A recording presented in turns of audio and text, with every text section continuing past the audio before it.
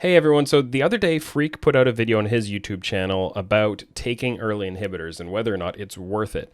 And if you haven't seen that yet, I suggest you pause this video, go down to the description, click the link through to his video, watch it through. I think he did a really good, thorough job, which I've said to him directly. I think the amount of work he put into that is really commendable.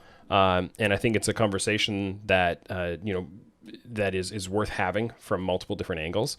So I want to take a bit of a different angle on the conversation of, is it worthwhile to kill an inhibitor prior to 20 minutes? Now, he talked about the 20 to 25 minute range. I'm going to be a little more strict and just talk about the 20-minute cutoff because you're getting less into the territory then of when a game is actually being decided on the push all the way through to the Nexus. And it's a little more strict, right? If taking an early inhibitor is bad, then it'll be even worse before 20 minutes than it is before 25 minutes. So we're going to put the most strict cutoff on it. And I'm going to look into some actual pro play data from 2021 from World's qualifying leagues to see when has this happened and what were the consequences and results of it, and is there evidence that Freak's mathematical, ground up theoretical approach actually plays out in pro play. So I don't know that he's applying this strictly to pro play. I think when you apply his premises to solo queue, that of course changes the flavor of the conversation a bit, but I'm personally focusing on pro play. So the premise here, just to kind of sum up what has been said and what Freak brought across, is that when you kill an inhibitor before 20 minutes, it's inefficient or just straight up the wrong play, because the super minions you generate in that lane are now going to auto shove that lane. They just kill the minions, and push so hard that they give the other team a really free, safe lane to farm, basically a perma-frozen lane. You are denying your own team CS, because if you try to walk up to hit that wave, you're now going very deep into enemy territory and potentially exposing yourself to a pick-off play. And you're giving the other team a very safe play where they can just stand in their base and farm that wave, which not only is safer to farm, but also has actual extra gold and experience in it from the super minions. And so the idea being that they now have a safe lane and you have an unsafe lane, so they have 3 waves to farm and you have 2 waves, it suggests that they are getting more golden experience than you are, therefore taking the inhibitor is not the right play unless you can get a Baron during that inhibitor timer because of the map pressure from the super minion wave, or multiple other towers and other parts of the map or things like that is kind of the thing that you have to achieve in order to make taking that inhibitor worthwhile. So that's the approach that Freak walked through. And again, check out his video. It goes through it in a lot more detail and very, very thoroughly. So I want to look at what has actually been seen in pro play this year. So again, 2021 games up until mid-August, World's qualifying leagues. I do want to note that I have detailed enough data from the LPL for spring, but I do not for summer. So I may be missing a few cases in this. But I found 66 pre-20-minute inhibitor kills in this data set in all the games, all the pro play World's qualifying leagues. And so the question is, and I put this out on Twitter and I've been chatting a little bit with people on Discord about it, is, what kind of percentage of those kills led to a win? I've seen guesses as low as 20%. I've seen guesses as high as 90% or even 95%. And what I've actually found in the data is out of those 66 pre-20-minute inhibitor kills, 64 times the team that killed the inhibitor won the game. So that's 97%. But this is actually a bit of a bait, because one of those kills was in a game where both teams took an inhibitor pre-20 minutes.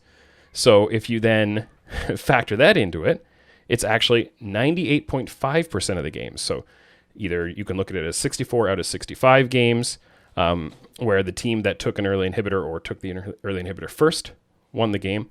Or if you just remove that game where both of them got one because they nullify each other, approach it that way, it's 63 out of 64.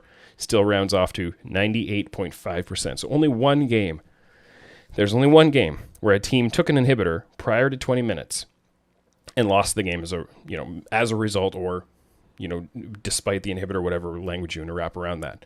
So I want to look at a bunch of different examples, because we can't, to be very clear, we cannot just take these win rates and say, therefore, taking an early inhibitor wins you the game 98.5% of the time, because you've got all the other context, right? You've got the gold leads that allowed you to take that inhibitor. You've got, or the dragon stacking. You've got all the other advantages that allowed you to take that inhibitor. And so you can't just say the inhibitor won you the game. It's all those other advantages that maybe were more determinative of the win than the inhibitor itself was. right? What we actually want to know is, did the inhibitor push you closer to that win, or did it actually make it a little more difficult for doing, or increase the risk of the enemy team making a comeback, right? So I want to look at, first of all, obviously I want to look at that game where taking the inhibitor did not produce a win.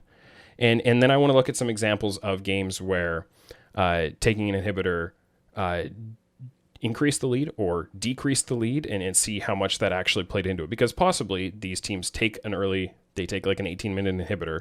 It actually sets them back over the next 4 minutes, but then they're still winning and they manage to close out the game from there, right? So I want to know, is it setting them back? Is it setting them ahead? Before we jump into the actual footage here, I want to add a couple of more caveats and also a couple more numbers around this. So I think we need to acknowledge it as well, in cases where we're using real world examples, that maybe a team that took a 19-minute inhibitor could have taken one at 17 minutes and chose not to, right? So maybe they actually were agreeing that taking the inhibitor too early was bad, and they pulled back on their pressure and said, no, not yet, we'll do it later. And then they took one at 19 minutes once the game was even more decided. So that's possible, and that's going to influence this a little bit, and it's very difficult, without watching through all of these games very closely to determine whether that might have been the case. I will say I don't think that's a huge part of the case, because in so many of the games I've looked at in this, the inhibitor was taken on a charge from, or on a push, a follow through of a push from the second Rift Herald.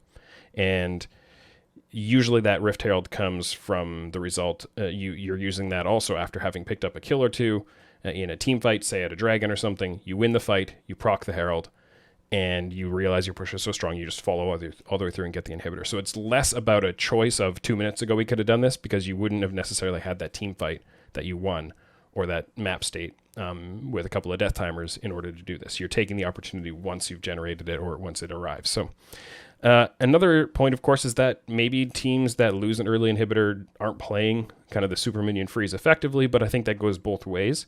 And you have to say, like, what if the teams that take the early inhibs aren't using the advantage it gives them effectively? Like, you can't really, when you're looking at the evidence on this, say, without going into individual examples, say, teams always execute this side of the equation wrong, or the teams on the other side of the equation are always executing wrong. Like, you have to kind of let those two balance each other out and just move forward with the conversation, and then get into individual examples from there.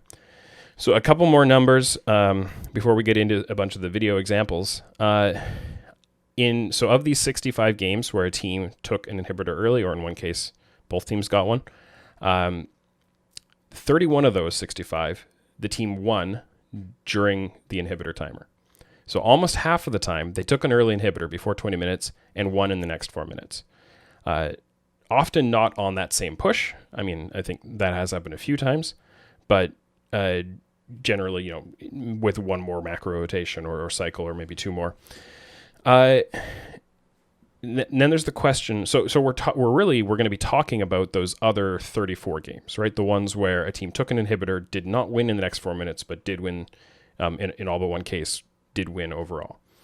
In those 34 games where a team did not win during their inhibitor timer, I looked at the gold difference at the closest minute mark to the inhibitor being taken, and then 4 minutes later. So I don't have second by second gold, so I can't look at exactly the gold right after the inhibitor and exactly 4 minutes afterwards. I have to kind of round it off to a minute mark, because that's just the data I have. So this is a little bit imperfect in the approach, just due to data depth. But with those kind of comments on it, the average, we'll call it an inhibitor power play, kind of like a Baron power play, the average difference, the average change in gold lead for the team that killed the inhibitor was not negative 2,000 or whatever. I guess that's, golden experience, however you want to combine those together. It was plus 1,260 gold.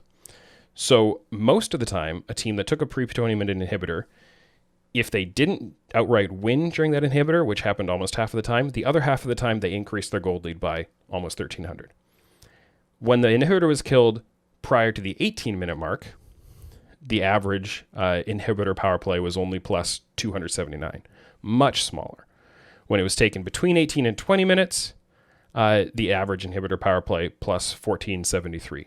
So most of this kind of inhibitor power play positive direction is coming from the 18 to 20 minute inhibitors, and that does make sense, because you've got a much higher chance of setting up your Baron control with that inhibitor pressure. If you took the inhibitor, the earliest ones were like 1630.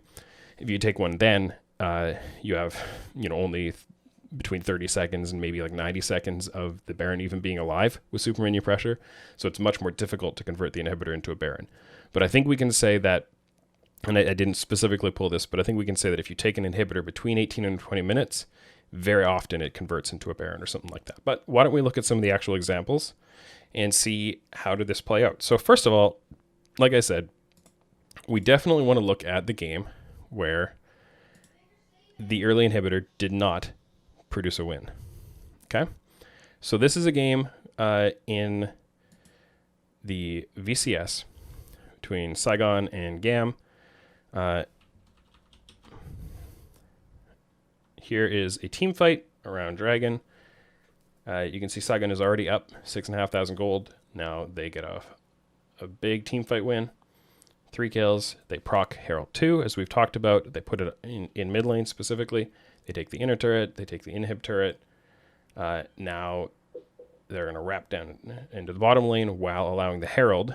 And now possibly, we jump into replay. So the Herald took the inhibitor. Maybe they didn't want the Herald to finish the inhibitor. I'm not sure. This is a case where they let the Herald take the gold from the tower, and maybe they thought that the Herald wouldn't take the inhibitor. That's one of those curiosities of this part. And of course, the replay covered a little bit, so I don't know if somebody walked over to ensure it finished or if the Herald just finished it all on its own. But that is an interesting point in this example, right? And this is a very important example since it is the only loss. Now we're going to speed through this a bit. Herald or Baron is not up yet, right? Saigon are setting up topside control. So they have to decide now if the super minions are going to push mid all on their own. Are we going to help them push? Now here's a 5-man defense here. Saigon has leaned topside. They've got one person. They've got their Galio with ult up, covering mid. So they're thinking our super minions are going to want to push in here. Somebody's going to have to respond. We'll be able to overload topside and maybe take top inhibitor too, right? And if you can convert one inhibitor into a second, that's a pretty good, obviously it just levels up your pressure that much more, and probably that's going to be Baron. Now what actually happens here is their AD carry gets picked off. This is not something that happened because the enemy team had more golden experience than them. There hasn't really been time for that golden experience to kick in. But here, their Tristana walks up to tower, gets flashed on, dies. The Galio goes in late. Also dies. Okay. This is a giant, enormous throw. This is not anything to do with funneling golden experience into the other team because of them freezing a super minion wave. In fact, having lost their mid and bot laners, Saigon try to rush the Nexus while the other team's on Baron. And does it work? Obviously not, because they lose this game. They kill one Nexus turret. Let's jump through it a little bit. They get one Nexus turret. Other team gets Baron. They actually... Here we go. And now we're back into it a little bit later. Their Udyr just walks up, face checks 3 people, and gets picked off. These are just random kind of useless throws. This has nothing to do with funneling golden experience into the enemy team. Now that's starting to kick in. Now you've got the Gnar clearing this. There's been a little bit. But this throw, which has now closed the gold gap a bit and still has Saigon in a position where with 3 dragons and like a 5,000 gold lead, they should win this game, right? But I believe this game goes quite a bit longer. It, in fact, goes all the way, so we're at 23 minutes right now. It goes to 30 minutes. They have a Mountain Soul. I mean, they give up a Baron that they probably should have been able to fight for. I'm not going to scroll through all the map state going in. And I'm going to guess they lose this team fight. So I haven't like pre-screened all of these examples in depth, but...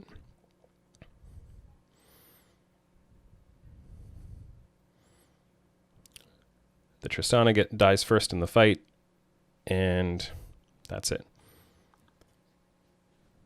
So I think probably, Gam had a better team fight comp here, and used it, especially if this Tristana isn't able to kind of follow up on and engage, and rather gets caught and engaged on to start. And this looks like the end of the game. So again, this loss had nothing to do with being frozen on and funneling golden experience into the enemy team, in my opinion. This was just, oh no, we horribly threw a couple of times in a row.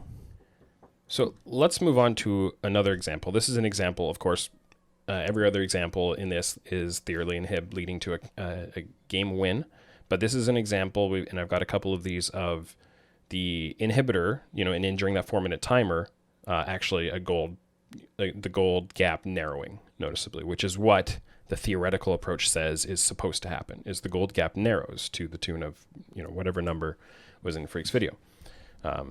Plus or minus the actual execution. So here's a Herald 2 push. They have just picked off the Twisted Fate. We can see, and they get the inner turret with it. Now, I'm curious, compared to last game, did they intend to kill the inhibitor? Because I think last game they did not intend to actually kill the inhibitor, or at least maybe they were just trying to greed. So they catch out the Leona here, take the inhibitor, and sometimes when you take this, again, so they're up, what, 7,500 gold. They now try to go for a pick on the Jace by teleporting the Rise up. Jace is just barely going to escape. Oh, just missed that Q. So now what happens? How do they not use this to extend their gold lead like most people do? So super minions are pushing mid, right? And one thing is, of course, the super minions, the first wave that spawns after the inhibitor is dead will have a super minion, and it's not until that wave starts to pressure the enemy base that you actually have anything, as the team that's killed the inhib, that you have anything on the map to pressure and generate something for you. So blue team is all, okay, first thing, I'm going to back this up a little bit. I just noticed they seem to be really desynced on their resets. So when they come out of this, right, the Rise teleports top, while two people reset. Graves is going to farm his bot camps, I guess. Renekton is going to help the super minion wave push instead of resetting. Maybe he had no gold to spend, but he just killed 2 turrets for his team, so that's not true. So blue team is very desynced here. Now they've got the Rise resetting. They are not coordinated on their deployment onto the map whatsoever. Now the Graves is going back. Renekton is pushing the bottom lane, and now he's resetting. So what you want to do here is, after the Rise has gone for this pickoff attempt, he resets. Now all of you are deploying pretty similarly. You've got the teleport on your Renekton, so you're going to send him to one of the side lanes. In this case, you're a minute out from Baron. I mean, you would have been maybe a minute and a half out from Baron, but you probably want to put your teleport bot lane. And then the rest of you are going to make sure they have to respond to the super minion wave and then rotate top to pressure this turret, which is kind of what we saw the blue team trying to do in the last game. But instead, they're kind of running all of them around the map very individually. Now, we're going to watch what happens here. Since they have Ziggs kind of catching up to help midwave push, Graves is still running up from there, Rise is on the top wave getting it pushing, and then Trundle's face checking the jungle. And Renekton is still in his own base. He's got TP, though. So the Trundle is kind of wandering around here. Once now he's, okay, mid and top waves are starting to push. Face checks, dies. Okay, so this is very poor execution of, and think about it like this. If you've got a super minion wave pressuring, it's like a split pusher, right? It's a split pusher who's not picking up the golden experience because your team doesn't gain that golden experience, but it's a very similar principle to like a 1-3-1 split push or something like that, except you can have like a 1-4-1 split push in a sense, because the one in whatever lane the super minion wave is in is just a free one player pushing, in a sense, right? So you have to, it's all about synchronizing where you're pushing different parts of the map. It's kind of a 1-3-0 without a weak side in a sense, except, I don't know. Anyways. So they have to abandon this because their Trundle got picked off, but they're still going to try to extend. Here goes the Renekton. Can't find anything. This has wasted a ton of time for the blue team. Okay, we're a little bit later into it now, and what we're going to see here is Graves and Renekton were getting bot pushing and counter jungling a bit here. Rise walks up, so they've kind of got a 3-2, but the 3 are on the lane with the supers. Rise walks up and face checks and has to use stopwatch, dies. There's the next big chunk, minute or so of minute plus of your map pressure, and at least they take an Infernal Dragon coming out of it. But the inhibitor is almost back now. Did they give up a top turret here? Yeah, the top turret finally got finished on the other side, so there's a big chunk of the gold gap being closed. But you'll notice, I mean, another part of this is this mid-wave. Let's back it up a bit here. So even with these really awkward setups from the blue team, okay, here's the super minion wave denying the CS from blue team. Oh, but since they had to 5-stack to defend this turret, Ziggs actually does get to farm pretty much this whole wave. You don't deny all these CS, and it's not just imperfect last hitting on either side. A lot of the time, the team with the super minions will get to farm a bunch of the CS in that wave if they want to. I'm not even saying that's necessarily the best play, though, because most likely you want to use that pressure, like I said, in part of a split push kind of approach to allow you to overload a side turret or a cross map turret and take that. So the inhib is, here's one where it's denying a bit, but because Baron is now becoming a thing, Aphelios wants to clear that so that they have the option of responding to Baron here. I just want to go through up until the inhib is back. Here's some, back up a little bit here. So now, for some reason, Graves is bot, despite Baron pressure becoming a thing. But blue side gets to overload here. They were trapping for a pick bot.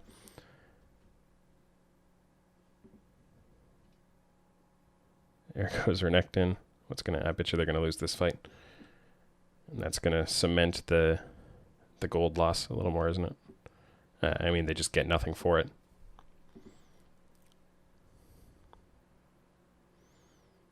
Now they go on Baron. And so, I mean, possibly even in this example, my timers, my minute marks, cut off just before this Baron. Yeah, I think they did.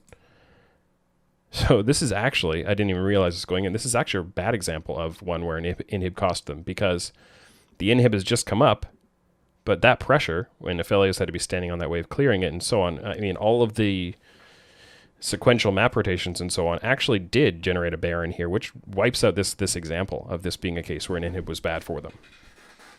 So I mean, that wasn't intentional. I haven't completely watched through all these examples. I just picked a bunch where the gold lead narrowed and then a few where it grew. So let's move on. This is another one where the gold lead narrowed after.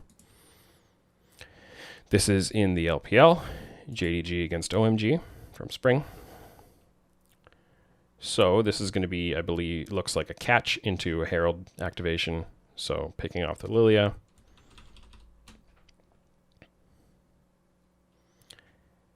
Getting the Leona as well. So because of those 2 kills, they're like, hey, we've already got the mid-inner down. Let's push. They're going to proc Herald. They are choosing very intentionally to take this inhib. Otherwise, they want to use the Herald for something. I think they're actually trying to finish the game here, right? But now it's 5v5. So, I mean, this then ends up being an example more of you're not taking the inhib so much, you're trying to end the game. And you have to take an inhib to end the game, obviously. So they don't end, in this case, they don't end during the inhib timer. So why not? But they're up 10,000 gold, right? So you understand them trying. Even though it's kind of troll to try this hard. You'd probably just want to reset and then come out to set up your second inhib take. But they're having fun. They're being aggro. They lose this team fight. Or maybe not. Maybe it's just close.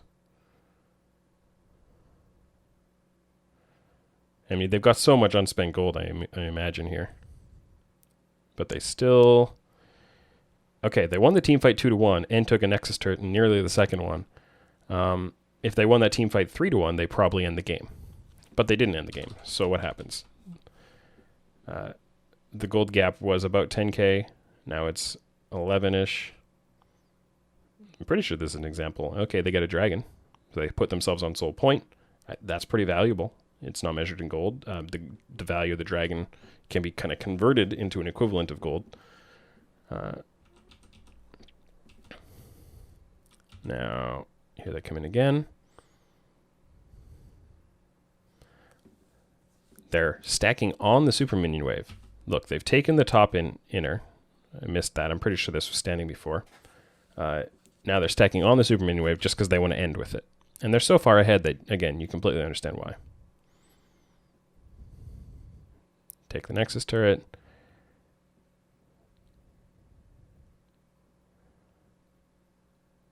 I was thinking for a second there, how do they not end here? Am I sure my data's right? But yeah, sure enough. They just lose a fight at the Nexus, which is kind of troll. So, I mean, they're being too aggro. They're trying to end when the efficiency play here would be to take another inhibitor or 2 inhibitors, and they give up a Baron, so that's why the gold difference narrows. So this is just throwing a fight at the Nexus because they're being cocky. This is not funneling gold and XP into the enemy team while they freeze the super minion wave. It has absolutely nothing to do with that. In fact, they stacked on the super minion wave. So they were farming it. So, yeah, this doesn't fit the theoretical case at all. But they're still going to win because, I mean, look at this. It's still a really big lead. They come back. Are they still not going to end here? Yep, and there it is. So again, there was no funneling of gold or XP into the enemy team. There was just a lot of map pressure, and then they got antsy. They tried to end when it wasn't quite ready. They actually played inefficiently with that wave. Could have taken 2 more inhibitors and guaranteed the win from that, but they still won anyways. Next is example. So now we're getting into cases, and we'll notice both of those were mid inhibs. And I think taking a side inhib is probably a cleaner example of where you can then use that in your kind of your faux split push setup. Let the supers push one side while you then clear the other side because they have to walk back and forth. Even though it's a short distance inside their base, they do have to walk back and forth, and you should probably be able to get a second inhib off it. But this is a case from the LEC. We can see that Fnatic is pushing mid with Herald 2. They didn't get any kills first, but did they see the top lane group from Schalke here? I backed up a bunch, maybe a little too much. Do they see the team resetting out of this side? So Niski is moving up on the Lucian. No, they just dropped it, I think, just to take the inner here. But then Niski might have, Niski question mark pings that a bit, realizes they've got multiple members up there. So Fnatic follow through. They get the mid inhib as well at about 1845. So this is an example of an inhibitor that is supposed to be bad for them. And the gold difference, if I can get the overlay to hide again, is what? It's only 5,000. So compared to the other examples we've seen. Now, what happens here, the reason this is an example where it works out very well is because Schalke play it badly. They don't wait. So in theory, now Schalke are supposed to be waiting inside their base for the super minions to push to them and safely farm that lane. But while they assume Fnatic is on resets afterwards, they have both side lanes pushing. And so they actually expose themselves. So Broken Blade starts pushing this out, but Adam is still there. He has not reset. Niski TPs on him. Nuclear Int matches. Fnatic get some free kills off of this.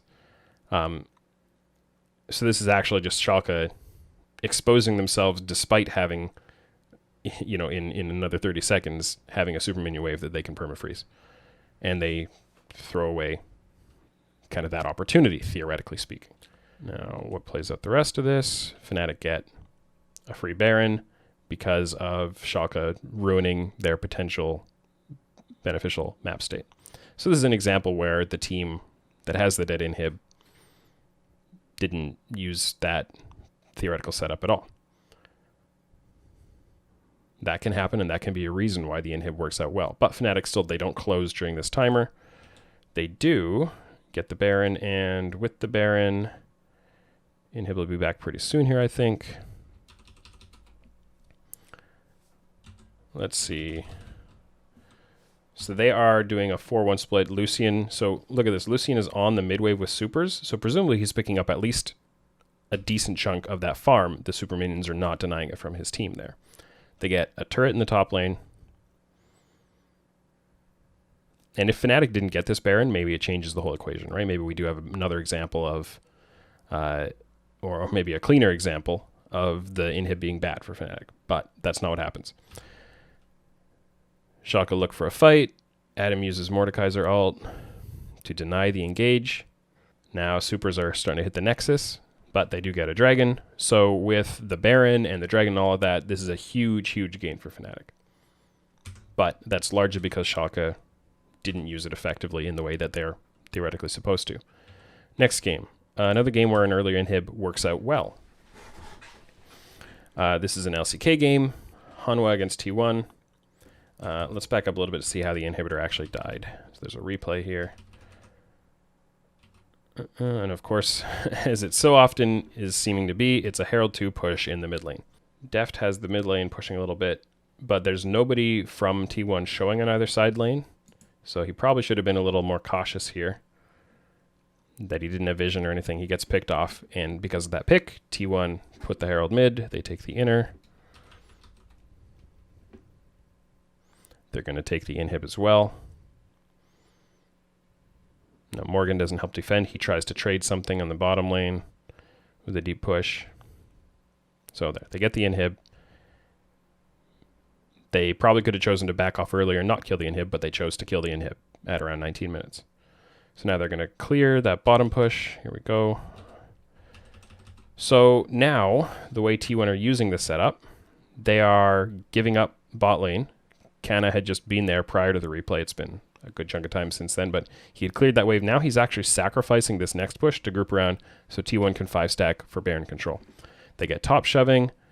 They're, the latest super minion wave here has been controlled, but they're going to have some free mid prio from this next super minion wave.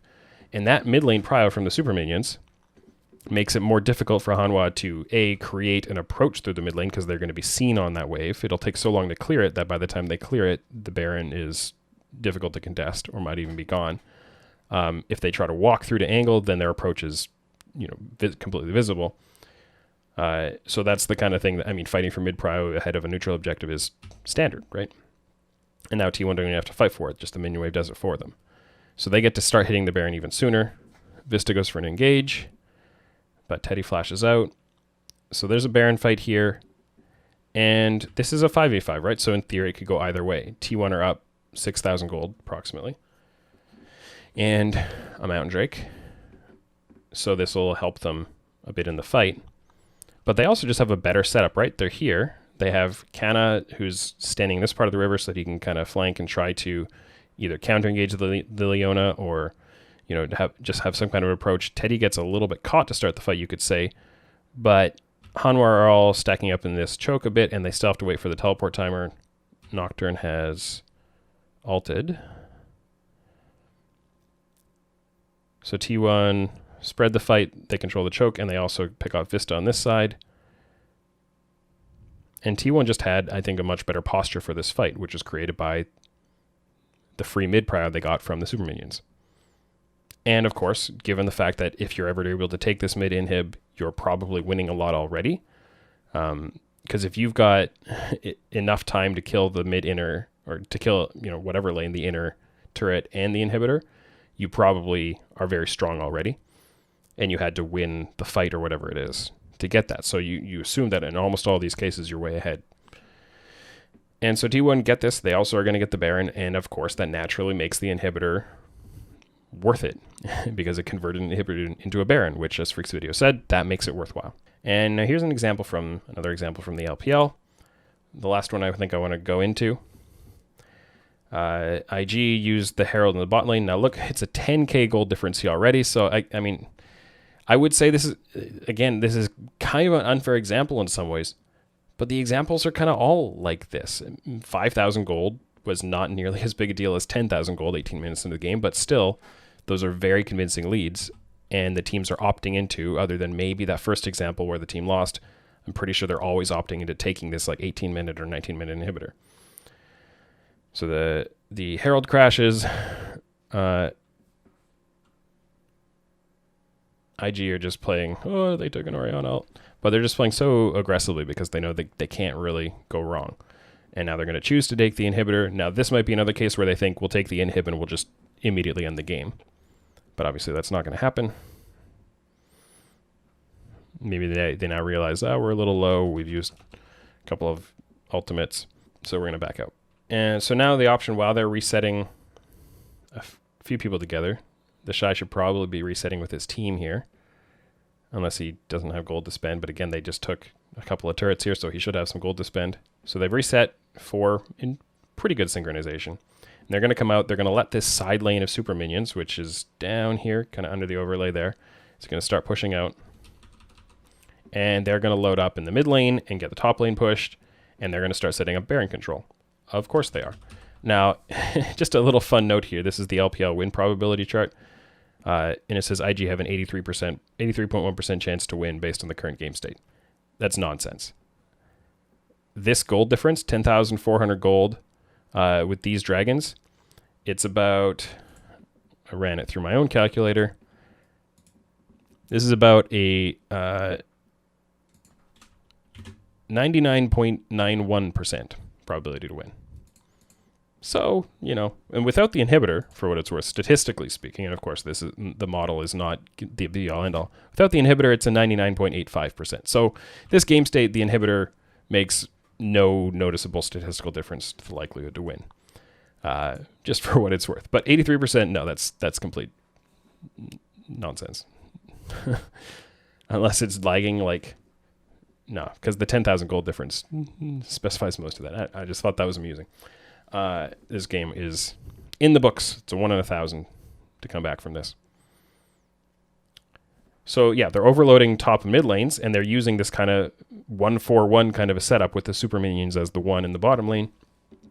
They can't. So look, Ornn is catching this, right? Letting it deny. He could be catching it a little deeper maybe, but the deeper you catch it into your own base, the higher likelihood it is that if you then move off that wave to fight, those supers will push all the way to your nexus. So the further out here you move off of them and let them hit your minions, the more time, you know, the more seconds you have to go help this fight. But it doesn't matter. He doesn't have enough time to come over and help fight. Even without the gold difference, 5v4, ES can't really fight there. So then they back off of all that map control. Look, they've left vision behind. They have minion wave vision to tell them more about. They've even got the Shy and Rookie kind of zoning to make sure there's no real approach. ES want to come and contest this because they're like, well, we got to try something. We don't just want to stand in our base and lose. So they move out. Now, there is a chance of a fight here, but IG don't want to flip the Baron. They move out, and look, since there's nobody standing there holding that super minion freeze, they're now hitting the Nexus turrets. And I believe this takes one Nexus turret. Oh, now somebody has to go back and clear us and save. Okay, maybe it doesn't take the Nexus turret. Ornn saves the Nexus turret, and the consequence is Baron. Look how easy that is. And it's not just, I mean, the gold difference is a big part of that, right? But the macro theory of this is exactly what's supposed to happen. Oh, they're clearing our super minion wave. We will set up Baron control. We'll at least get turrets or possibly force an advantageous fight position where we can pick somebody off and then get Baron, or just force them to respond to the super minion wave on their Nexus and get Baron from that. If you take an inhibitor after 18 minutes, like between 18 and 20, you should be able to set up that Baron control quite easily. And now the rest of this, I mean, once you've got the Baron, already it's now efficient according to the math that was done. So, I mean, after going through all of this, I'm sure there are counterpoint examples, right? That would, I didn't go through all 34 games where the inhibitor did not just end the game. I went through several of them and found a bunch, some examples that I thought would tell the story of inhibitor being beneficial, and some that I thought would tell the story of the inhibitor, funneling golden XP into the team and allowing them to narrow the golden XP gap. But I from the examples that I found, again, maybe if I go through more of them, and please leave a comment if there's an example where the inhibitor was played out according to that theoretical mathematical approach, throw that in there. We can discuss those ones as well. It's possible that I just didn't come across those ones. But the examples that I did come across with the biggest, like a 3,000 gold narrowing of the gap, that was because the team with the inhibitor dead just threw. They didn't coordinate the recalls. They didn't deploy on the map together. They gave up picks. They gave away a Baron, whatever it was. Just really, really terrible application of it. I think that's much more of the story being told here. There were no cases in the examples I looked at where a team sat and froze a super minion wave and denied a bunch of CS and narrowed the gold lead that way. They weren't allowed to sit passively. They either had to create a pick on the enemy because the they didn't use their super minion pressure properly, or, receive a fight at the Nexus that was a bit of a throw, win that fight at the Nexus and buy themselves some more time that way. And even with all of that, there was still only that one example of a team taking an inhibitor before 20 minutes and not winning the game, and that was colossal throwing. So I don't think the empirical evidence, when you put all of this together, supports the idea that taking a pre-20-minute inhibitor is bad. If you take it 16 to 20, the average gain, like I said earlier, was only plus 279 gold. So, like a 16-minute 30 Baron or inhibitor, harder to leverage that into a Baron, obviously, very, very difficult to leverage that into a Baron, but still, on average, puts you further ahead in the game. And putting all of this again in the context of, if you are in a position to take a Baron this early in the game, you are winning. You have almost guaranteed yourself a win, probably, with all of the other things that led up to this point. So don't concern yourself about whether taking the inhibitor is really efficient that much, right? Set it up. You give yourself macro options. If you take the inhibitor, you give yourself all these macro options where the enemy team only has one thing they can do under this theoretical principle. They can catch the super minion wave. So don't give up picks on the other part of the map. Let them farm that wave, apply pressure, and even if it doesn't work, from what we've seen, the worst thing that can happen is, as long as you don't actively throw, your lead gets a little bit smaller, but you're still in a far better position. So my take on all of this, if you can take an inhibitor between 15 and 20 minutes, you're going to win. Maybe you would have won without taking the inhibitor. Probably. You're going to win with the inhibitor unless you play it terribly. Use it properly. Anything in the game is intable, but it's really hard to int when you've got super minion pressure in your favor. And that's just speaking empirically from pro play in this year. So that's my take on it all. Thanks for bearing with me. I hope this just provides another side to the conversation and hopefully keeps things moving forward. So happy to continue the discussion in the comments or on Twitter or wherever else. So thank you again, first of all, to Freak for providing all of his kind of golden experience efficiency math, which I think is again, really good work there. This is just a different approach to the same problem. And I think it has competing results, so it's worth having a conversation about. Thanks for watching.